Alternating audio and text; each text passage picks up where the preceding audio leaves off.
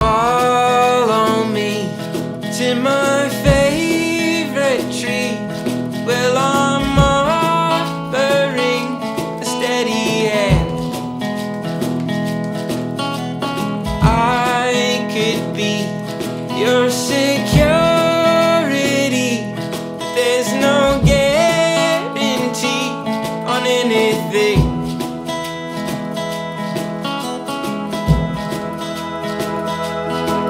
And I'll take care of you along the way. My love, one day at a time, will leave our troubles behind. And you'll take care of me along the way. My love, one day at a time, will leave our troubles behind. Here with you in our treetop view. All right, welcome back to another episode of Sauna Talks. I'm your host, Storm Carroll, and today I have farmer extraordinaire Vicky Serafini on the pod. Why don't you tell us a little about yourself? My name is Vicky Serafini. I moved to Terrace 10 years ago. I had to confirm that with my husband last night in preparation for this interview. And yeah, I have a little farm called Thimbleberry Farm, which is located on Bronze Island, which is on the south side of Terrace, just nestled up against the Skeena River. It's a real gem of a property. And yeah, we grow food, mostly vegetables. We mostly sell them at the Skeena Valley Farmers Market. And I do some other things, like a little bit of like teaching and whatever, Sure. sharing of garden Knowledge. knowledge. Yeah. Yeah. Like seed, what's it called? Seed saving. Seed saving. There we go. Yeah. I'm definitely, in terms of basically anything in life, but also on the farm, kind of, I will try everything and I will perfect none of it. I just like get it to the point where it's working and then move on. Why'd you get into farming? Well, I've always just been a lover of food. Oh. There's no one answer. There's a love of food, love of animals. And for sort of in my teen years, I always was like, I'm going to do this or that as my career. And then when I retire, I'm going to become a farmer. And then I just, when I was in university, I was like, do I really should just try to do what I want to do now. Mm-hmm. And yeah, I somehow caught the bug for growing vegetables, mostly because it just seemed more accessible than raising animals in the beginning when you have no money and no experience. Yeah. And my now husband and I, we had met in Prince George. I grew up in Quesnel. I spent some time on farms and ranches. Definitely like a rural community. And anyway, went to Prince George, did some university, moved to Vancouver, did some more university, lived there with my now husband, Chris. And we kind of knew that if we wanted to farm, we had to move back up north. And so he was able to transfer to Terrace to work. I'd actually never been here. Okay. I looked it up on Google, did a Google Street View walk. Nice. I looked up the growing zone and I was like, why not? Yeah. Let's do it. Very cool. I garden for the same reason I love food. So I call my garden like a sauce garden because I go heavy on the tomatoes and garlic Yeah. and not so much on the other vegetables. But I think it's important some people might disagree who are growing on a larger scale. But I think it's important to grow what you're interested in eating. Because even a small garden can be a lot of work. So you want to be growing things you're going to enjoy. And also I think on a larger scale, if you're selling anything, you need to be able to sell it to people. Right. If you're trying to sell people things that you don't really like, well, good luck with that. Yeah. Tomatoes are an easy one, I think. Oh, yes. they're delicious. They're beautiful, universally loved, used in cuisine all over the world. Mm-hmm. Yeah, it's a good one. But they do require quite a bit of work. Yeah. Or, right? Yeah. Or am I just like... Well, it's like anything. You like get out of it what you put into it. True. Terrace is not ideal for growing tomatoes, because tomatoes don't really like moisture. We have a lot of that. And for northern BC, we have a great growing season, but this is like a vegetable that comes from, whatever Latin America, does really well in the Mediterranean. So to take those things into account. What's your favorite vegetable? I don't have one. It's a tie between beans and garlic. Like beans, I just love green beans. Okay. Could eat them every day. Raw, cooked. There's so many ways to cook them. So many people will just like steam them, which is also delicious, but you can do so much more. And then garlic is just like one of those universally appreciated foods, and you can put it in anything. Put it in anything. Put it in anything. Yeah. And edamame beans? Am I saying that right? I think so. I've never grown those. I thought I bought some off you. Yeah, you bought fava beans. Oh, sorry. Fava bean. Yeah. But whatever. I guess you could. Did you eat those? Yeah. And They're cool. they're good. Yeah. Okay, there you go. They're just like big beans. They are huge beans. They're a bit of a hard sell for some people because they're a little labor intensive, but they are. If people are interested in eating like food that does well in this region, fava beans. My dad is Italian, so a lot of my like whatever food inspiration comes from that, like Italian food. And fava beans are like grown like over the winter in some places, so they're the first thing that I plant here. Literally as soon as the ground is thawed, I pop them in. They're super hardy, really high protein content. They're not really like aphids will get into them, but they don't seem to really affect how well they grow. You can dry them, you can eat them. Apparently they have a toxic compound in them that affects you if you were genetically predisposed. Not a lot of people are. Okay. So I'm not telling anyone to eat them raw, but I have eaten them raw my whole life. I heard the same thing about the big climber beans.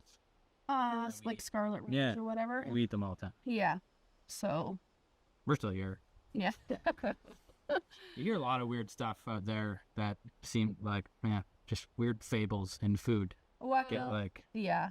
I think in terms of like when you think of like public health or whatever, then you kind of have to go with like the statistical whatevers. I don't know, but yeah, it's always good to just try it on your own and see what happens. Eating a bean can only be so dangerous. That is true. How'd you enjoy your first round of sauna? I liked it. Nice. It was bearable. Near the end of the second splash, I was kind of like, I'll be ready for a break. And another break, and here we are. Yeah. And now this is the chilliest episode, probably. I'm shivering out here. You're shivering? I A guess little I have bit. a towel. You got the towel. I'm That's not okay. shivering yet. That's what to expect when you have a sauna podcast, I guess. I was actually wondering about that. Like, I didn't know if, like, there was any filming that happened in the sauna. Oh. But I was like, either way, if you're like really hot in there or really cold in here, it's kind of like, it's a real test of how people can like power through their physical discomfort to like a conversation. And then in the summer, it's a test to power through relaxation, because by like the third one, you're so relaxed that it's like really hard to do an interview. Oh yeah. I find Just a good one. Yeah, but right now the cold is kind of keeping me on top of it. So, Thimbleberry Farm, how long has that name been around for? I think we started in 2017, and we named it that just because I'm a big fan of like place names. Yeah. Because just like when you're growing food, So much of your success depends on where you're growing. So like the soil, the microclimate, the availability of water, and things like that. So we had a bunch of other names, but we jokingly call it equisetum acres, equisetum being horsetail, because we have as much, if not more, horsetail than we do thimbleberry. Cool. Yeah. That's a problem that I think I have a little bit of too. Yeah, I've started, a lot of people ask me about like, how do you deal with your horsetail? And I just like, I kind of don't. I just weed it. I snip it off. I actually don't find that it has a huge negative impact on the other things I'm growing, as long as it's not crowding it out. So Right. if you're weeding regularly and it's not getting huge, Right. it doesn't seem to cause a huge, big issue. Yeah. All right. Well, maybe we'll end there and we'll go start round 2 because I am a little chilly. It's cold. And we'll be back.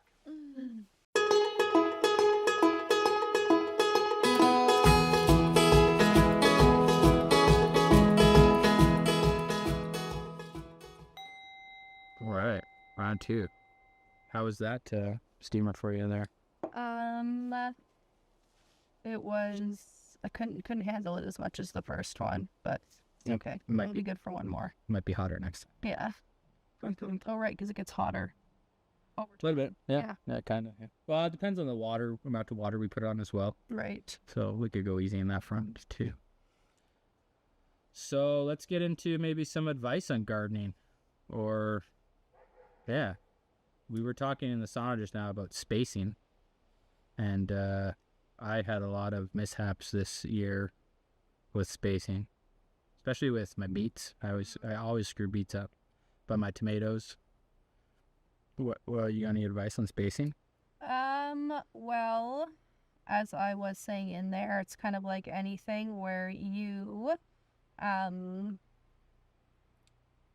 like if you change one thing, you have to kind of like accommodate in some other way. So if you're spacing your tomatoes, we're talking about tomatoes, you have your recommended spacing, which is, I always find like what you see on the seed packet is too much. I always go for the closer Okay. recommendation, but I'm also pruning basically every week or every second week and quite aggressively. And I'm also over the season feeding with fish fertilizer. So if you're gonna like plant and then kind of just let it do its thing, then go for the broader spacing so the plants aren't sharing the resources as much, and then you still, if you're not pruning, you'll still have airflow, but if you're planting things close together, you just need to manage more. Yeah. And like I on my farm screw something up every single year, and just like you learn, there's that's the thing about gardening or farming, is you actually have very little control. Like you can buy a seed that you think is great, but maybe that seed, whatever, you didn't have good germination rates, and maybe that was the seed itself, or maybe that was like the environment that you're growing them in. There's like a million cajillion things to consider. That's why you have to grow lots of different things, because then you have whatever. Yeah. If your beans don't work out, at least you have your carrots and your radishes. That's true. Yeah. Radishes were easy. Radishes are very easy.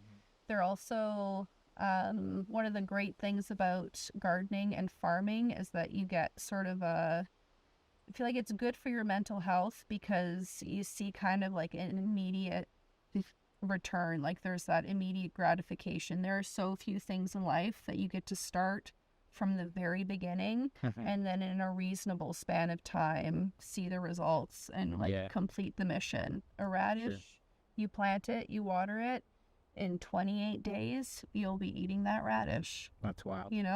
There's not a lot of things in life that you can see it.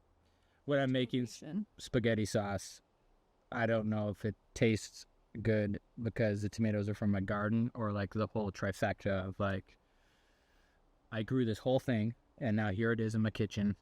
And I always wonder if like, does it taste this good, or is it just because I know how much work I put into I mean, this sauce. doesn't matter if you're eating it for yourself. Yeah, Like, sure. does it matter? I don't think it does. And I also think other people appreciate that too. Yeah. And I think in the Terrace area, you know, I have, as you have probably lived in urban areas where like people are like completely disconnected from their food, and Yeah.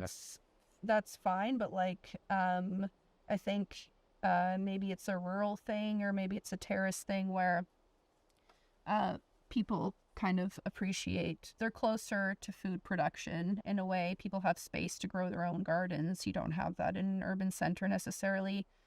You're more likely to visit a farm, you know. So I think people in general appreciate, even if like maybe the sauce doesn't taste amazing, they will also appreciate that you grew all those things yourself. That's true. Yeah. What do you think the best beginner vegetables are for somebody starting a garden? Beans and peas. Well, peas, yeah. Yeah. They are easy to grow, easy to pick. You can see it all happening day to day. In the summer, you can see those beans and those peas getting bigger. They're also very good for the soil because they're nitrogen fixers. So it's always good to rotate peas and beans into your garden. How many crops of peas do you do summer? Like I know people are planting kind of consecutively to get peas, right? Doing that at all? Yeah, I kind of depends on the year, and so I have like a crop rotation that I follow through the year, and that sort of doesn't dictate whether or not I'm growing something, but it will dictate how many, you know, plantings of something I can do. Okay. So this year I did 3 successions of peas. Cool. And yeah, so I had peas for the market, and then I sold a bunch of bulk peas, and then I had some more peas for the market, and then usually in the end we were like, okay, hold on, we don't have peas in our freezer yet, so we'll kind of stock up for ourselves and You chuck them in the freezer? shell them cool. and chuck them in the freezer. Keep These blanching? are shelling peas. Right. I do not blanch the peas. Okay. Yeah. Cool. Good to know. I threw my beans in the freezer. Yeah, I didn't blanch them. I've done both. Okay.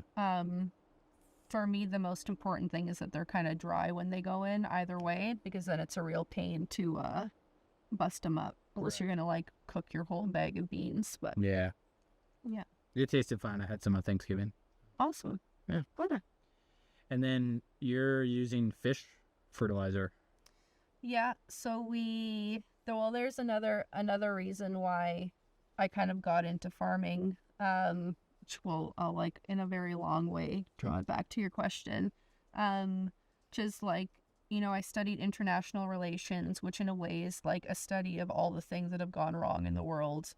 And in university, although I was like interested in farming and agriculture, I actually didn't really understand how great of an impact agriculture had on the environment, first of all, and then all of the things revolving around sort of like workers' rights and social justice, and the use of like food as a way of kind of punishing groups of people, like the state withholding food, or in war, you know, blocking off whatever supplies, and just the importance of people being able to sort of like grow their own food wherever they are.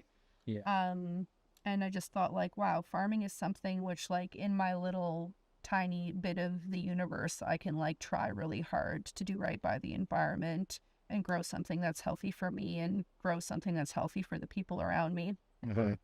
And that's kind of evolved over time. And so one of the things that we've always worked towards on our farm is kind of this idea of like regenerative growing, where you're trying to put more into the soil than you take out. Okay. And that requires different methods of fertilization. And in the past we've used organic fertilizers, but still fertilizers that are, it's certified organic, but it's industrial. Okay. So something that we relied on a lot was feather meal, which is basically hydrolyzed chicken feathers that come from like a big factory farm somewhere. Right. And like we bust our butts every year to raise chickens to put into our freezer because we don't like how animals are treated in like the industrial system. And then I just had this realization, which is like, what, I'm spreading their feathers all over the farm as a fertilizer. So we've been trying to like dial that back. Use things like cover crops, which is growing a crop, or green manure is growing something that you're not harvesting for food. You're leaving it there to kind of decay and feed the soil. Okay. Making our own compost. We got some sheep last year, basically because like they make more manure for us to use in the compost. And so aside from a little bit of like mineral amendments, the only thing that we used last year that was like a commercial fertilizer was fish fertilizer. And that is basically ground up, I think possibly fermented fish bits. Cool. And it works really well. Fish fertilizer has like, you see the effect of it really fast. If you see that your like tomatoes are waning a little bit, you feed them with fish fertilizer, I swear within days they are taking it up. Very cool. Yeah. And you can get that anywhere. The other fertilizers we were using, we would have to order from the feed store or whatever, but you can get that at any garden center or nursery. Are you a no-till farm? Yes. Cool. Every new plot is tilled. Okay. Usually we just opened up a plot on a neighbor's property last year. So it was a field. It got tilled once. We covered it. Oh no, what did we do? Yep, we covered it with a silage tarp. Okay. Which is just like a thick tarp, black side up. It kind of speeds up the decomposition process. And then we had it tilled once again, and then we planted that with cover crop. Okay. Then we knocked down the cover crop, covered it with plastic again, and now I'm in the middle of planting it with garlic. So that's the one till that happens. Right. And we do, like, there's a lot of research and stuff that shows kind of like the benefits that no-till has for soil. You're kind of relying on natural, biological, at both the like macro and micro scale, to kind of like feed and tend and loosen and aerate and hydrate the soil. But it started because I knew I didn't have money to buy a tractor. So I literally Googled farming without a tractor, and that's what came up, and it sent me down a rabbit hole. And yeah, it's worked out. Can be hard on the body sometimes doing all that. I believe it. Manually, but we're fine tuning it as we go. It's really funny how many people have casually said to me, "I can't believe you don't own a tractor." Have you? Have you ever looked at how much they cost? And I can tell you, like, owning a property, you know, the learning curves of like all the little things you need to figure out how to do. And farming is it's just like, it's the same. It's a constant climbing uphill, and I don't want to add tractor maintenance to that. Like, yeah. I do enough. And we're not, maybe if we were living somewhere that had more like services, yeah, it would be easier if you could then even afford to pay somebody to fix your tractor. You got to pay for those services. Yeah. Cool. Yeah. Well, maybe we'll do round 3, and then we'll come back. We'll talk about the farmers market. Nice. Yeah. Oh, yeah. Ooh.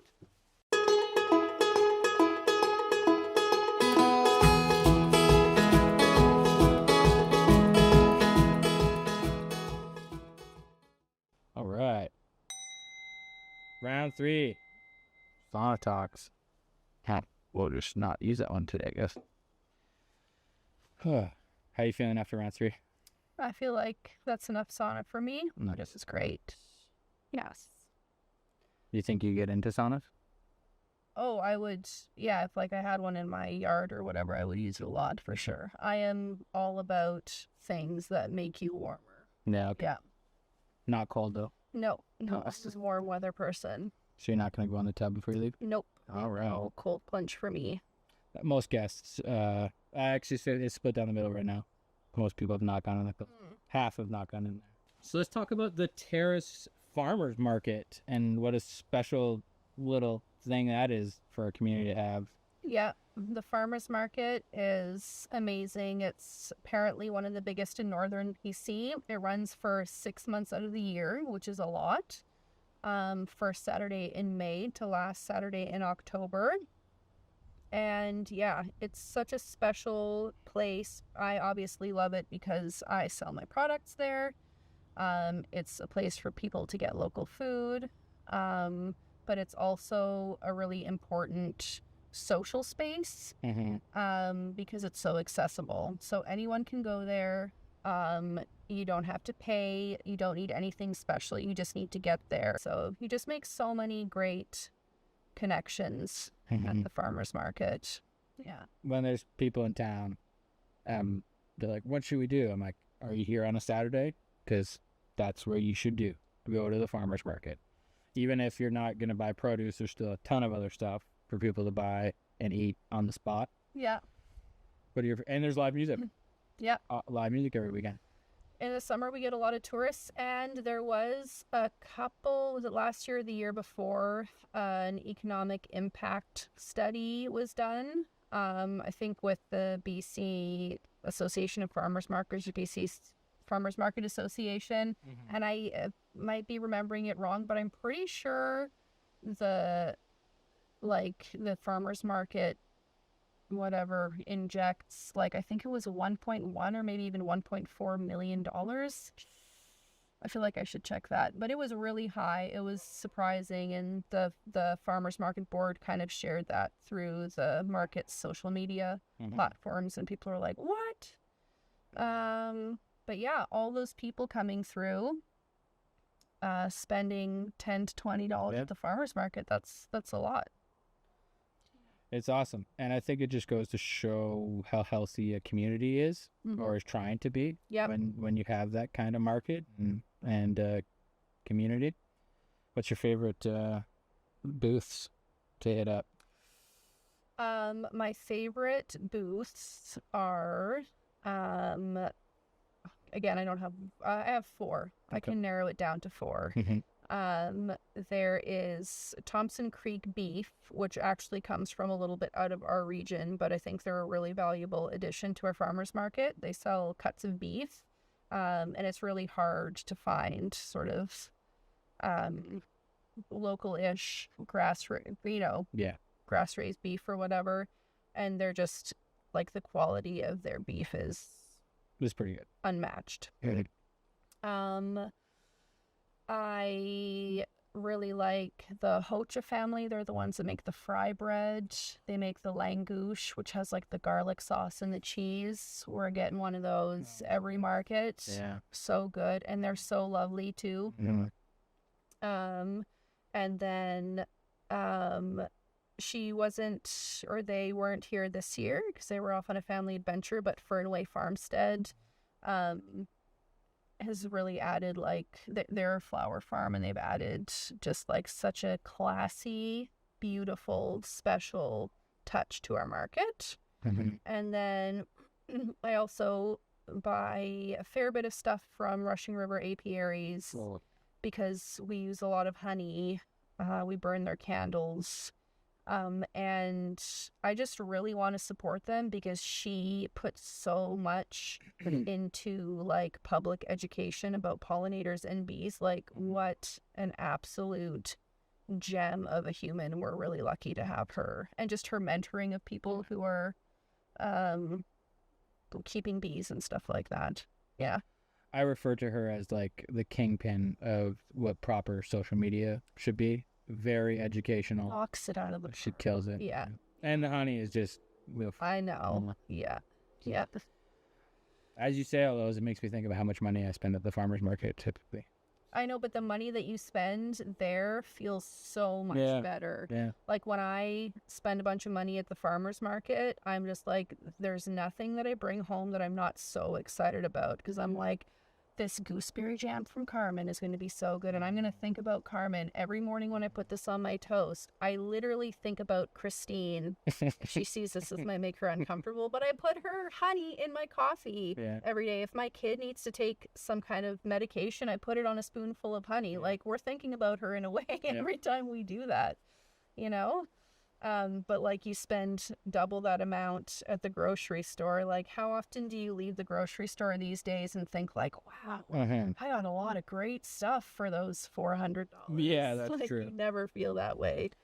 You're definitely investing in the community when you shop there. Yeah. It's awesome. Yeah. When does the farmers market close? It's the last Saturday of October, so October 26th. And I happen to know that the Skeena Valley Farmers Market could always use some volunteers. So if you want to hang out there and kind of get to know how it works, especially for special events like riverboat days and stuff like that, it's a really lovely, friendly group of people, and it is run completely by volunteers. We do have an amazing market manager. But yeah, the board is all volunteer positions, and when we're having to manage crowds at special events, those are all volunteers too. Very cool. Boop, boop. Nice. And also, we kind of touched on it in the sauna a little bit, but you are a female spearheading what traditionally and even maybe now we normally see males doing the big farm game. And so props to you. Thank you. If I can interrupt and correct, women have always been farming, but for whatever reason, that's not what people do have like a very stereotypical idea of what a farm is, and that's usually a man and a tractor and livestock, and there are just so many as there are people, there are different kinds of farms. But yeah, that makes sense. I still appreciate you mentioning that. Is there any advice for someone? Well, I guess we'll end on like if someone's thinking of doing a small scale farm. You got some quick pointers or anything? Yeah, you are in it for the long game. You're dealing with big things that are not in your control, like the weather, your soil, and like unless you're going into it with like a lot of money and a lot of time, it's going to take you a long time to reach your goal. And I guarantee that if you're doing it for 5 years, what your goal was, your vision of what your farm was at the very beginning is probably not going to be what is actually viable for you at the end of those 5 years. And I was mentioning in the sauna that farming, like anything else in the world, can fall prey to kind of like the grind culture, and there's just no glory in ruining your body and like sacrificing your relationships for any job, and that includes farming. Our farm has provided us with kind of like our place in the community, so many connections, a sense of purpose. I definitely consider it to be like a vocation. It's in a way kind of like, I feel like it's more of a calling. Like I can't imagine not doing it, but I also have learned in the 8 years that I've done it that I can't let it, negatively impact like my relationship with my kid or my friends or my family. It, like any other job, has to fit into the rest of your life, no matter how romanticized it might be at the beginning of it. Or what other people tell you, maybe, too. Definitely ignore what other people tell you. Like anyone, oh boy. Do a lot of research, get experience, and don't ever expect to find a blueprint. Really, like any farm you visit or any farm job you have, I actually never had a farm job. Nice. I did some like university courses, and it's been books and YouTube and talking to people since then. But like any example of anything, you probably can apply like 10% of that to your own operation, because there are just too many factors that will be different from one place to the other. Yeah. Cool. Yeah. Well, thanks for coming on the pod and talking about farms and stuff. And look forward to seeing you at the farmers market. Next year. Yeah, totally. Thank you for having me on. It's a very pleasant talk. And yeah, let's go get warm now. Thanks for tuning in to Sauna Talks. And until next time, cheers. Peace, be still, my darling. All is well, my darling. Your anxious heart may as well be stone. Oh, it weighs you down deeper than you know. Yeah, it weighs you down deeper than you know. Peace, be still, my darling. All is well, my darling.